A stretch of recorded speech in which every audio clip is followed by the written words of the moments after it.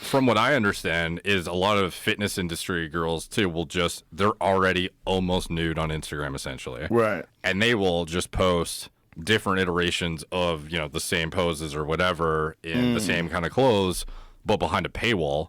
And I guess some of the money they make is from talking to the dudes or the guys thinking they're talking to them, which is often like that's what Andrew an Tate assistant. did, right? That was Andrew Tate's whole thing. It's like having people pretend. Yeah, he gets a lot of heat because I don't know if this is actually what he did, but what people are saying is he would type on behalf of the girls, which is like, I don't know, some people say it's kind of gay. So because it's like you're talking to a dude about what you'd want to do with him and this and that, and speaking on behalf of the girl as if you are her, which presumably a lot of girls outsource to whoever they can get to do it, or have, I don't know, some cookie cutter scripts or something. Yeah. But yeah, it's kind of a weird. But if you were doing that, you would know exactly what to say to the guys, because you know exactly what the guys want to hear. Yeah. Because if you're just running a scam, I mean, it's not really gay unless you're getting aroused. Thinking about these guys jerking off to your words, which is a very gray area.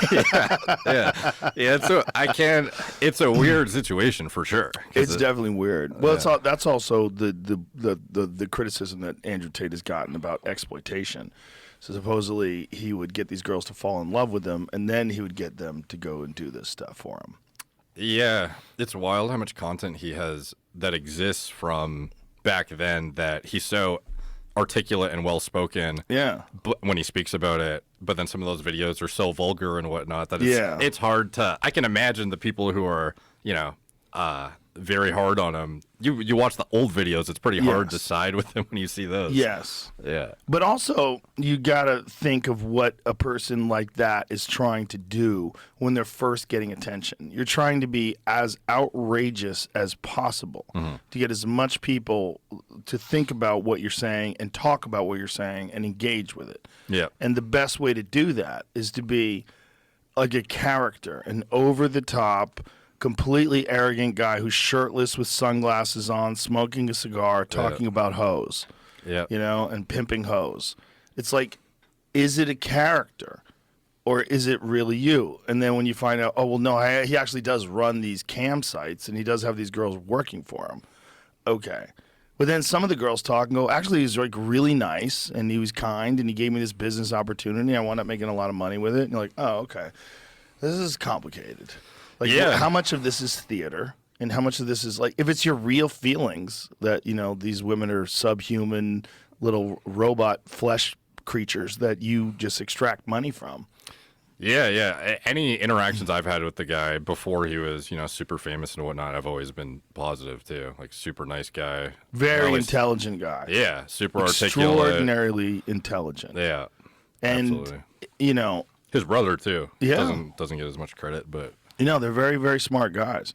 But boy, did they tap into. There's this thing that's going on where men do not feel like there's anyone that represents men in popular culture. Like what men actually talk about when they're alone, when men are just hanging out with men and not trying to impress women or trying to not get yelled at, the wild shit they talk about. And, if you can be the most exaggerated form of that, this world champion kickboxer who's standing there smoking a cigar, making fun of simps. Yeah. And, that's very appealing to men because it doesn't exist. Yeah. Like, if you're never going to see that on CNN or NBC, or it's not, no mainstream media platform is ever going to tap into this, what is obviously a lucrative market. Young guys who don't want to be like their parents. They don't want to be like their teachers. They don't want to be like any of these people they see around them that seem neutered and pot-bellied and fucking depressing and talking about equity and inclusiveness. And they're like, Jesus fucking Christ. And then they see this guy and like, oh, yeah, I like that guy. Yeah. Yeah. No, he's definitely inspired discipline and taking action. And it's like... Take responsibility for yourself. Yeah. So, I mean, it's like a more problematic version of like what Jocko does or did. You know what I mean? Yeah. But it's also it's different, because it's like he really is in the pimp and hose business. I mean, it's like if you're running campsites like that, you're really, farming those girls out to make shitloads of money for you, for a bunch of suckers. I can't even imagine what the life of a OnlyFans manager or something would be.